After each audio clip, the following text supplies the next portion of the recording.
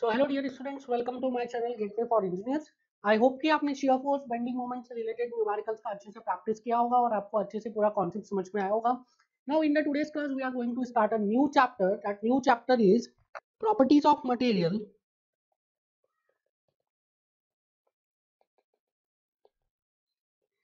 And इसी के साथ हम discuss करेंगे normal stress and normal strain.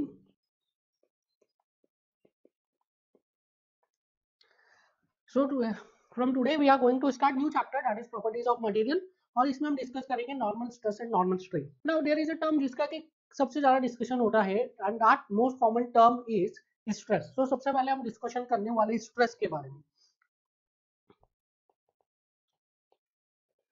Now whenever we are going to ask कि व्हाट इज स्ट्रेस, जब भी आप स्ट्रेस पूछेंगे किसी स्टूडेंट से तो जो सबसे पहला और सबसे कॉमन डेफिनेशन आता है that is stress is load per unit area. ठीक है, सबसे पहला डेफिनेशन कोई भी स्टूडेंट बताता है stress is load per unit area.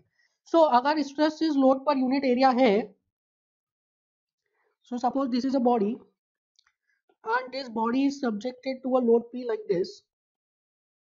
Now this body is subjected to a load P like this. तो आप बताइए कि इस बॉडी में कितना स्ट्रेस डेवलप हो रहा है. सपोज इसका क्रॉस सेक्शन है A, cross section area is A. So क्या इसमें स्ट्रेस डेवलप होगा P बाय? आपने कहा that stress is load per unit area. So क्या इसमें स्ट्रेस होगा load per unit area P bye? नहीं, इसमें स्ट्रेस होगा जीरो. बिकॉज जब इस बॉडी पे आप पी लोड लगा रहे हैं तो ये बॉडी क्या कर रहा है, दिस बॉडी स्टार्ट मूविंग. ठीक है, ये बॉडी मूव करना स्टार्ट कर दे रहा है, इस बॉडी में डिस्प्लेसमेंट आ जा रहा है. सो stress is not load per unit area. आप देखिए देयर इज डिफरेंस. जब भी आप किसी चीज का डेफिनेशन बता रहे हैं एंड उस चीज का जो फॉर्मूला है, those two things are different things. आपसे कोई पूछेगा कि स्ट्रेस का फॉर्मूला क्या है, तब आप बोल सकते हैं दैट स्ट्रेस का formula is load per unit area. But stress is not load per unit area. Stress को आपको प्रॉपर्ली समझना is very very very important. Because इससे related this is very basic concept जो आपको आना ही चाहिए अच्छे से, इस पे आपका अच्छे से होल्ड होना चाहिए. ठीक है, सो stress is not load per unit area. Stress का फॉर्मूला हो सकता है for a particular condition. For a particular condition, the formula for stress is load per unit area. So in this case, stress is not load per unit area. यहाँ पे stress load per unit area नहीं है. So थोड़ा सा basic से समझते हैं. हमने ये जो स्ट्रेंथ ऑफ मटेरियल स्टार्ट किया था, कहाँ से स्टार्ट किया था? हमने मैकेनिक्स से स्टार्ट किया था. This is a part of mechanics और मैकेनिक्स में दो पार्ट थे, one is statics and other is dynamics. So strength of material ये मैकेनिक्स में स्टैटिक्स का पार्ट है. स्टैटिक्स मतलब क्या है? दैट बॉडी, जिस बॉडी को आप एनालाइज करने वाले हैं, that body is in static condition, that body is not moving and that body is not displacing. So stress समझना है, सबसे पहले हम ये समझेंगे कि स्ट्रेस कब डेवलप हो रहा है, फिर हम ये समझेंगे कि स्ट्रेस क्यों डेवलप हो रहा है. सो स्ट्रेस कब डेवलप होता है? स्ट्रेस तब डेवलप होता है जब बॉडी का डिस्प्लेसमेंट रजिस्टर किया जा रहा है. Now this is a body, this body wants to displace. इस बॉडी में लोड लग रहा है P और ये बॉडी डिस्प्लेस होना चाह रही है and displacement is free to occur. ये बॉडी क्या होगा? मूव कर जाएगी, डिस्प्लेस कर जाएगी. ठीक है, so displacement is free to occur, displacement is not registered.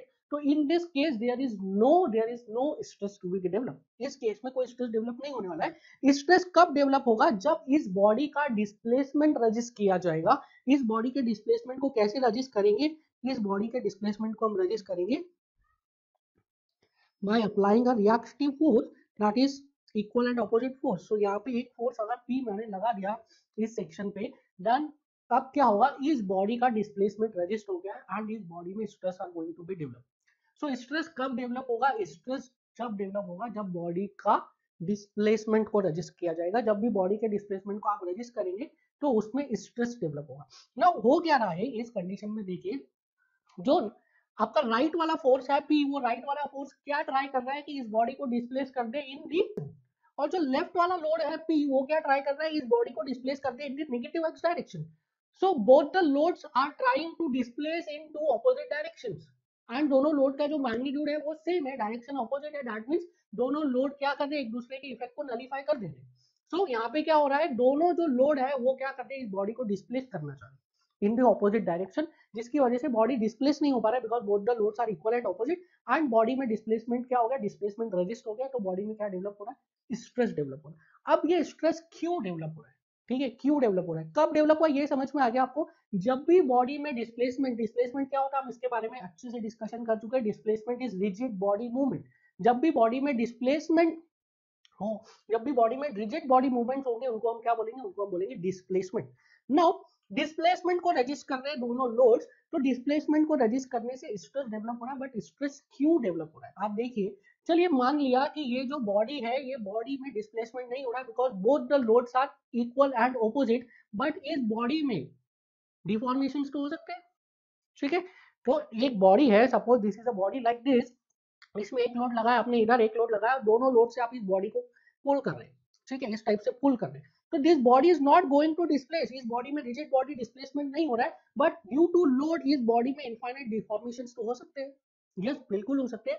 And इस डिफॉर्मेशन को रजिस्ट करने के लिए ही क्या डेवलप हो रहा है, इस डिफॉर्मेशन को रजिस्ट करने के लिए ही एक इंटरनल फिनोमिना डेवलप हो रहा है, एक इंटरनल मैकेनिज्म डेवलप हो रहा है। That internal mechanism is what, that internal mechanism is stress. समझ में आया? स्ट्रेस कब डेवलप हो रहा है, स्ट्रेस जब डेवलप होगा जब आप किसी बॉडी में डिस्प्लेसमेंट को रजिस्ट करेंगे। Suppose this is a body और इसमें एक लोड लग रहा है, ये डिस्प्लेस हो रहा है, ये होने दो, कोई दिक्कत नहीं, कोई स्ट्रेस नहीं लगेगा, बट अगर इस बॉडी के डिस्प्लेसमेंट को आपने रजिस्ट कर दिया तो इसमें क्या हो जाएगा, इसमें स्ट्रेसेस डेवलप हो जाएंगे। और स्ट्रेस क्यों डेवलप होगी, स्ट्रेस इसलिए डेवलप होगी क्योंकि वो इस बॉडी में डिफॉर्मेशन को रजिस्ट करना चाहिए, क्योंकि इक्वल एंड ऑपोजिट फोर्सेस लग गए हैं, अब डिस्प्लेसमेंट तो नहीं हो सकता, but due to this forces इस बॉडी में क्या हो रहा है, इस बॉडी में डिफॉर्मेशन हो सकते हैं। एंड उस डिफॉर्मेशन को रजिस्ट करने के लिए जो इंटरनल फिनोमिना डेवलप हो रहा है in the body, that internal phenomena is called as what, that internal phenomena is called as stress.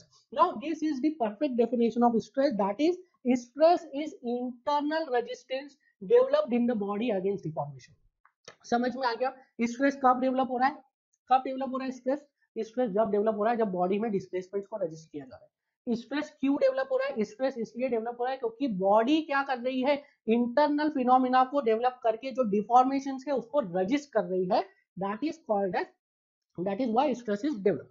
Now stress कैसे डेवलप हो रहा है, स्ट्रेस कैसे डेवलप हो रहा है, स्ट्रेस इंटरनल मॉलिक्यूलर बॉन्डिंग से डेवलप हो रहा है, ठीक है। स्ट्रेस कैसे डेवलप हो रहा है, देखिए there is a body, this is a body, this body is made up of infinite number of molecules and all the molecules are connected with other molecules through internal bonding, through molecular bonding, and because of that molecular bonding क्या हो रहा है, इस material में deformations को resist किया जा रहा है और उससे ही क्या हो रहा है, स्ट्रेस डेवलप हो रहा है। सो स्ट्रेस को आप क्लियरली समझ लीजिए, स्ट्रेस कब डेवलप होता है, स्ट्रेस क्यों डेवलप होता है, स्ट्रेस कैसे डेवलप होता है। स्ट्रेस हमेशा तभी डेवलप होगा जब बॉडी में डिस्प्लेसमेंट को रजिस्ट किया जाएगा, अगर डिस्प्लेसमेंट को रजिस्ट नहीं किया गया है, बॉडी में रिजिड बॉडी मूवमेंट्स अलाउड है, then in that case stress is not going to be developed। Stress क्यों डेवलप हो रहा है, स्ट्रेस डिफॉर्मेशन को रजिस्ट करने के लिए डेवलप हो रहा है। जो फोर्स हमने लगाया, इक्वल एंड ऑपोजिट फोर्स लगाया, उसकी वजह से डिस्प्लेसमेंट तो रजिस्ट हो गया, बट डिफॉर्मेशन आर पॉसिबल, ठीक है। आप रबड़ देखिए, रबड़ में, रबड़ इज अ फ्लेक्सिबल मटेरियल, जो आप हेयर बैंड में रबड़ यूज करते हैं ना, that is a flexible material, उसमें जो रजिस्ट करने की कैपेसिटी बहुत कम है, तो वो क्या होगा, उसमें डिफॉर्मेशन ज्यादा होंगे। वेयर एज आप स्टील को देखिए, steel, steel is a material जो कि स्ट्रॉन्ग मटेरियल है, उसमें क्या होगा, उसमें रेजिस्टेंस ज्यादा है, डिफॉर्मेशन को रजिस्ट करने की कैपेसिटी ज्यादा है, तो उसमें डिफॉर्मेशन कम होंगे। सो अलग अलग मटेरियल पे डिपेंड करेगा वो कितना रेजिस्टेंस डेवलप कर रहा है डिफॉर्मेशन के अगेंस्ट। सो स्ट्रेस क्यों डेवलप हो रहा है, स्ट्रेस इंटरनली डेवलप हो रहा है, इंटरनल फिनोमिना डेवलप हो रहा है मटेरियल में अगेंस्ट दी डिफॉर्मेशन। और स्ट्रेस कैसे डेवलप होता है, स्ट्रेस डेवलप होता है due to intermolecular bond, molecular bonding की वजह से क्या हो रहा है, मॉलिक्यूलर बॉन्डिंग से क्या हो रहा है, स्ट्रेस डेवलप हो रहा है। So please right definition of stress, हमेशा आप यही बताएंगे। देखिए इसमें बहुत कंफ्यूज करता है, अगर आप कोई इंटरव्यू में जाएंगे और बोलेंगे stress is load per unit area, तो आपको बहुत खींचने वाले हैं।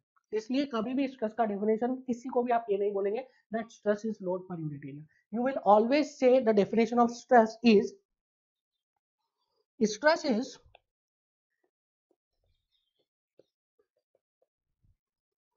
internal resistance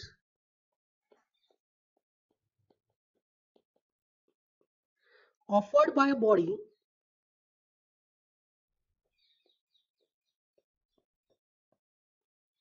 against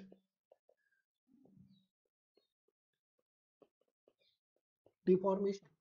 Stress is internal resistance offered by a body against deformation. Now इसको थोड़ा सा और मैं एलैबोरेट करता हूँ, एक और इसमें कंडीशन आती है जिसके ऊपर कई बार आपको इंटरव्यू में खींचता है, that is the case of thermal, that is the case of rise in temperature और fall in temperature, you can say change in temperature, ठीक है। So that is a case, that is change in temperature. So change in temperature के case में क्या हो रहा है, suppose this is a bar and इस बार का मैं क्या कर रहा हूँ, टेम्परेचर राइज कर रहा हूँ। नाउ इस बार का जब मैं टेम्परेचर राइज करूंगा तो this bar will try to expand, ये बार क्या करेगा, एक्सपांड करने की कोशिश करेगा in all the three direction. Suppose this is X direction, this is Y direction and this is Z direction. तो तीनों ही डायरेक्शन में ये बार क्या करेगा, एक्सपांड करने की कोशिश करेगा। क्या इस बार में स्ट्रेसेस आएंगे, क्या इस बार में स्ट्रेसेस आएंगे, you will say no, because the expansion is free, expansion को रजिस्ट नहीं किया गया। दिस इज अ बार, इस बार का टेम्परेचर इंक्रीज करिए, bar is free to expand, इसका एक्सपांशन रजिस्ट नहीं किया गया, इस बार में कोई स्ट्रेसेस नहीं आएंगे इन एनी डायरेक्शन, क्योंकि तीनों डायरेक्शन में एक्सपांशन इज अलाउड। ठीक है, नाउ अब क्या किया, इस बार को हमने दो फिक्स सपोर्ट के बीच में रख दिया लाइक दिस, इस बार को हमने दो फिक्स सपोर्ट के बीच में रख दिया like this, and now we are going to increase the temperature, इस बार के टेम्परेचर को हम इंक्रीज करें। नाउ जब इस बार के टेम्परेचर को हम इंक्रीज करेंगे तो ये क्या करेगा, ये बार एक्सपांड होना चाहेगा, बट वो उसका जो डिस्प्लेसमेंट है, उसका जो एक्सपांशन है, उसको रजिस्ट किया हुआ है, किसने रजिस्ट किया हुआ है, सपोर्ट्स ने। So whenever the displacement is रजिस्टेड तो क्या होगा, स्ट्रेसेस डेवलप हो जाएगी। नाउ इन दिस केस जब आप टेम्परेचर बढ़ा रहे हैं तो क्या हो रहा है, इसका एक्सपांशन रजिस्ट किया गया है, किससे रजिस्ट किया गया, ये सपोर्ट से, ये सपोर्ट जो है, ये सपोर्ट रजिस्ट कर रहे हैं एक्सपांशन को, and due to the resistance of expansion क्या हो रहा है, इसमें स्ट्रेसेस डेवलप हो रही है। नाउ स्ट्रेसेस उसी डायरेक्शन में डेवलप होगी जिस डायरेक्शन में आपने एक्सपांशन को रजिस्ट किया गया है। नाउ इन दिस केस सिर्फ एक्स डायरेक्शन में ही एक्सपांशन को रजिस्ट किया गया है, दैट मींस स्ट्रेसेस जो डेवलप होंगे वो कौन सी डायरेक्शन में डेवलप होंगे, only in x direction. And इस केस में जो स्ट्रेसेस डेवलप होंगे उन स्ट्रेसेस को हम क्या बोलेंगे, उन स्ट्रेसेस को बोलेंगे हम thermal stresses. Now so y और z डायरेक्शन में अगर यही केस की बात करूं तो y direction and z direction में स्ट्रेस की वैल्यू क्या होगी, y एंड z डायरेक्शन में the value of stress is zero. why it is zero, because y and z direction में एक्सपांशन इज अलाउड, अगर आप टेम्परेचर बढ़ा रहे हो तो एक्सपांशन अलाउड है, टेम्परेचर कम कर रहे हो तो कॉन्ट्रैक्शन अलाउड है। दैट मीन जो expansion and contraction in y and z direction it is allowed, that is why जो स्ट्रेसेस है वो y एंड z डायरेक्शन में डेवलप नहीं होंगे। सो जिस डायरेक्शन में आप डिस्प्लेसमेंट को रजिस्ट करेंगे उसी डायरेक्शन में क्या होगा, उसी डायरेक्शन में स्ट्रेसेस डेवलप होंगे। जिस डायरेक्शन में डिस्प्लेसमेंट को रजिस्ट नहीं करेंगे उस डायरेक्शन में stresses are not going to be develop. So stress is internal resistance offered by a body against deformation. इसमें नेक्स्ट पॉइंट लिखिए, stress will develop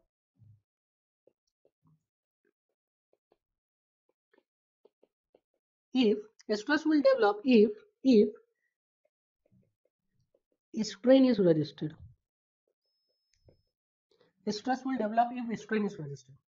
Next point लिखिए, it should be noted that if strain becomes free in any direction,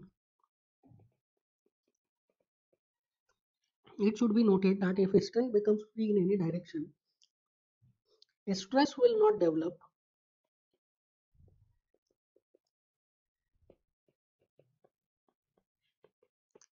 in that direction. So जिस direction में आपने displacement को resist किया है, जिस डायरेक्शन में आपने स्ट्रेन को रजिस्ट किया है, सिर्फ उसी डायरेक्शन में क्या होगा, उसी डायरेक्शन में स्ट्रेस डेवलप होगा। जिस डायरेक्शन में आपने स्ट्रेन को रजिस्ट नहीं किया है उस डायरेक्शन में स्ट्रेसेस डेवलप नहीं होगी। अभी हमने एक एग्जांपल से देखा, that is the case of thermal expansion और you can say thermal contraction. उसमें ओनली एक्स डायरेक्शन में क्या किया हमने, एक्स डायरेक्शन में डिस्प्लेसमेंट को और यू कैन से स्ट्रेन को रजिस्ट किया हुआ, वाई एंड जेड डायरेक्शन में हमने रजिस्ट नहीं किया था स्ट्रेन को, तो वाई एंड जेड डायरेक्शन में कोई स्ट्रेसेस डेवलप नहीं होंगे। नाउ नेक्स्ट टॉपिक देखिए, इसमें next topic that is classification of stresses. Now ये जो क्लासिफिकेशन हम पढ़ने वाले हैं, this classification is on the basis of direction. सिर्फ डायरेक्शन के बेसिस पे हम ये क्लासिफिकेशन पढ़ रहे हैं and on the basis of direction stress को दो टाइप में डिवाइड किया गया है। The one is normal stress and the second is tangential stress.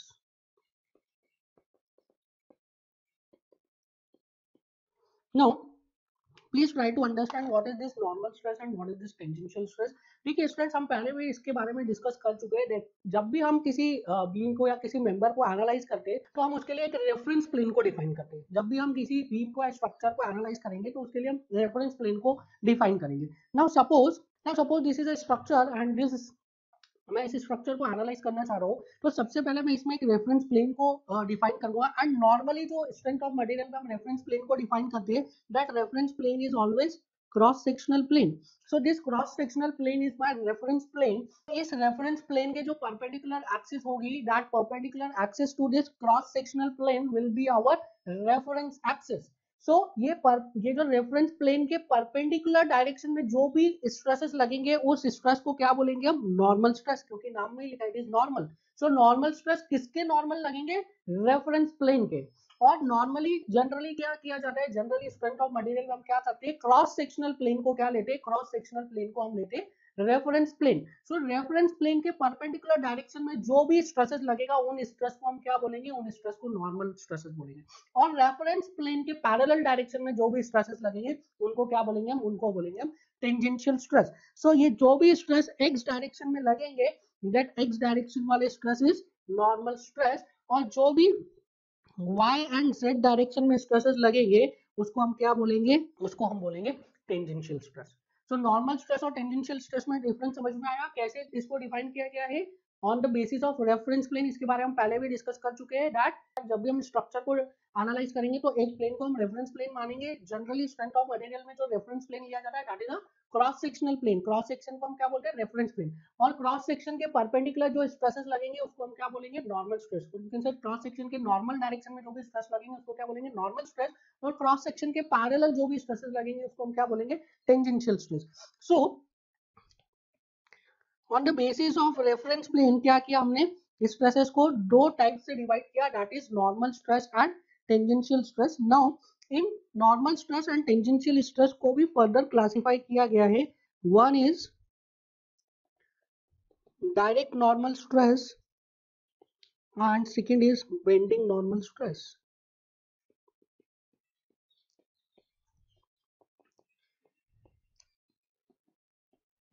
Similarly tangential stress को भी दो टाइप्स में डिवाइड किया गया है। One is direct shear stress and second is torsional shear stress. जो टेंजेंशियल स्ट्रेस है, इसको हम shear stress भी बोलते हैं। सो नॉर्मल स्ट्रेस को दो टाइप्स में डिवाइड किया गया। One is direct normal stress, other is bending normal stress. Similarly tangential stress या शियर स्ट्रेस को भी दो टाइप्स में डिवाइड किया गया। One is direct shear stress and second is torsional shear stress. Now ये जो टाइप्स है, ये सबसे पहले तो हमने देखा on the basis of direction normal stress और टेंजेंशियल स्ट्रेस, दो टाइप के स्ट्रेस थे। नाउ इनको भी फर्दर क्लासिफाई किया गया है। नाउ ये जो क्लासिफिकेशन है, this is on the basis of reason, और you can say on the basis of effects of loading. किस टाइप की लोडिंग की वजह से, किसकी वजह से ये स्ट्रेसेस आ रही है, उसके बेसिस पे इनको डिफाइन किया गया है। So this direct normal stress act due to axial force. This act due to axial force. This bending normal stress act due to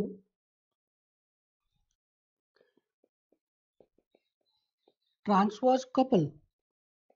This direct shear stress act due to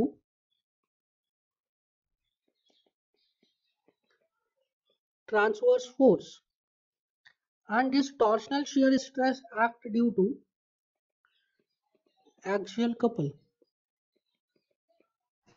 सुना सुना सा लग रहा है कोई टर्म्स ये? Axial force, transverse couple, transverse force and axial couple. ठीक है। सो ये हमने देखा था कॉजेज ऑफ डिफॉर्मेशन में। कॉजेज ऑफ डिफॉर्मेशन में हमने ये चार टाइप्स के लोड्स पढ़े थे, चार टाइप की लोडिंग पढ़ी थी।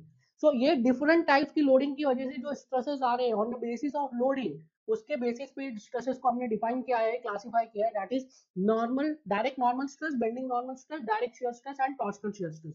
नाउ ये जो स्ट्रेसेस है, इन स्ट्रेसेस को समझने के लिए you have to understand a topic, that is effect of loading. Now effect of loading में हम एक एक करके ये डिफरेंट टाइप्स के लोडिंग का इफेक्ट देखेंगे कि किस तरीके से ये जो है स्ट्रेसेस को प्रोड्यूस कर रहे हैं, क्या इफेक्ट हो रहा है इन लोडिंग का, और कैसे स्ट्रेसेस प्रोड्यूस हो रहे हैं, स्ट्रेसेस का मैग्नीट्यूड क्या है, स्ट्रेसेस का डायरेक्शन कैसा है, और स्ट्रेसेस का डिस्ट्रीब्यूशन कैसा है।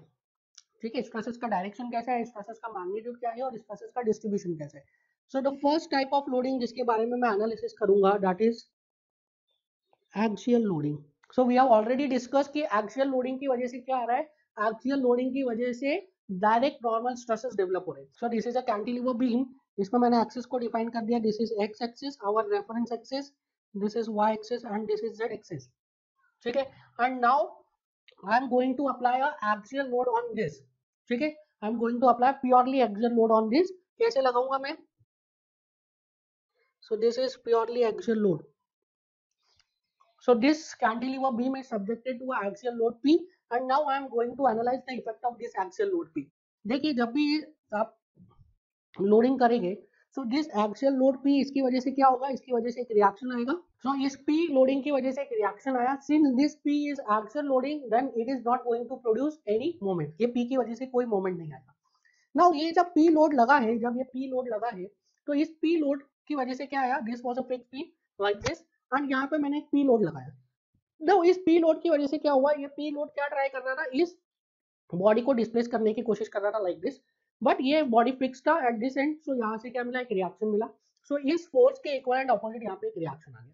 तो जब इस फोर्स के इक्वल एंड ऑपोजिट एक रिएक्शन आ गया, तो क्या हुआ, ये बॉडी का डिस्प्लेसमेंट रजिस्ट हो गया. नाउ इस बॉडी का displacement is registered, this body is not going to displace. Displacement क्या होता है, मूवमेंट, रिजिड बॉडी मूवमेंट और movement of this body as a whole. As a whole जैसे कार मूव करता है, साइकिल मूव करती है, एज अ होल वो मूवमेंट इसमें नहीं होने वाले. नाउ अब ये रिजिड बॉडी मूवमेंट तो इसका रजिस्ट हो गया, बट ये लोड क्या करेगा, ये लोड ट्राई करेगा इसको इनफाइनाइटली डिफॉर्म करने के लिए, and that deformation is registered by internal mechanism. इसमें इस बॉडी में इंटरनल मैकेनिज्म डेवलप होगा, इंटरनल फिनोमिना डेवलप होगा, and due to the development of that internal resistance, इसमें क्या होगा, डिफॉर्मेशन को बॉडी रजिस्ट करेगी. नाउ उस इंटरनल रेजिस्टेंस को अगर हमें एनालाइज करना है, तो what we have to do, we have to draw free body diagram और we have to cut the body from a section. So इस बॉडी को किसी एक सेक्शन से मैं क्या कर रहा हूँ, इस बॉडी को मैं कट कर रहा हूँ फ्रॉम दिस. ठीक है. So this is x x section, this is part 1, this is part 2.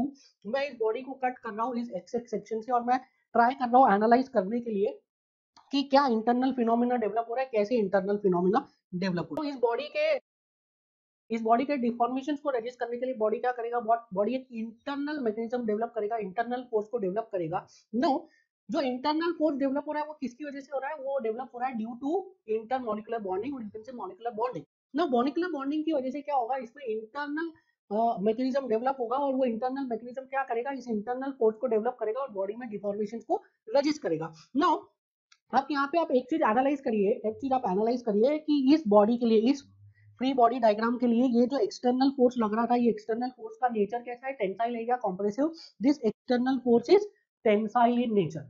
ठीक है. ये जो एक्सटर्नल फोर्स कैसा लग रहा है, ये एक्सटर्नल फोर्स लग रहा है टेंसाइल. नाउ इस एक्सटर्नल फोर्स की वजह से जो इंटरनल फोर्स डेवलप हुआ है, ये इंटरनल फोर्स कैसा लग रहा है, this internal force is also tensile. देखिए इस मेंबर के लिए इंटरनल फोर्स कैसा है, टेंसाइल है ना. सो जब बॉडी पे एक्सटर्नल फोर्स टेंसाइल लगेगा, तो इंटरनल फोर्स भी कैसा डेवलप होगा, इंटरनल फोर्स भी टेंसाइल ही डेवलप होगा. सो टेंसाइल एक्सटर्नल फोर्स के अगेंस्ट में टेंसाइल इंटरनल फोर्स डेवलप हुआ है, और ये इंटरनल फोर्स की वजह से क्या होगा, इस इंटरनल फोर्स की वजह से बॉडी में क्या होगा, बॉडी में स्ट्रेसेस डेवलप होगी. तो जिस नेचर का इंटरनल फोर्स होगा, उसी नेचर का क्या होगा, बॉडी में स्ट्रेसेस डेवलप होगा. So if internal force is tensile in nature, तो यहाँ पे स्ट्रेसेस भी कैसे डेवलप होंगे, स्ट्रेसेस भी टेंसाइल ही डेवलप होंगे. तो कहने का मतलब क्या है, अगर बॉडी में एक्सटर्नल फोर्स टेंसाइल है, तो इंटरनल फोर्स भी टेंसाइल ही डेवलप होगा. इंटरनल फोर्स टेंसाइल है, तो स्ट्रेसेस भी टेंसाइल ही लगेंगे. मतलब अगर बॉडी में एक्सटर्नल फोर्स टेंसाइल लग रहा है, तो स्ट्रेसेस भी कैसे लगेंगे, टेंसाइल लगेंगे. ये बहुत ही ज्यादा मिसकंसेप्शन रहता है स्टूडेंट्स में कि एक्सटर्नल फोर्स अगर टेंसाइल लग रहा है, तो इंटरनल फोर्स बॉडी में कॉम्प्रेसिव लगेगा. This is wrong. ठीक है. या इंटरनल स्ट्रेसेस, जो स्ट्रेसेस लगेंगे वो कॉम्प्रेसिव लगेंगे, क्योंकि वो तो एक्सटर्नल फोर्स को अपोज कर रहा है. नहीं, यहाँ से आप क्लियरली देख सकते हैं कि जब एक्सटर्नल फोर्स टेंसाइल है, तो इंटरनल फोर्स भी टेंसाइल ही डेवलप होगा, और स्ट्रेसेस भी कैसे डेवलप होंगे, स्ट्रेसेस भी टेंसाइल ही डेवलप होंगे. तो ये तो हो गया, हमने डायरेक्शन की बात कर ली कि डायरेक्शन क्या होगा स्ट्रेसेस का. अगर टेंसाइल एक्सटर्नल फोर्स लगेगा, तो टेंसाइल स्ट्रेसेस ही लगेंगे. अब हम बात कर लेते हैं मैग्नीट्यूड की. नाउ ये देखिए, ये जो इंटरनल फोर्स यहाँ पे लग रहा है, this internal force is symmetrical.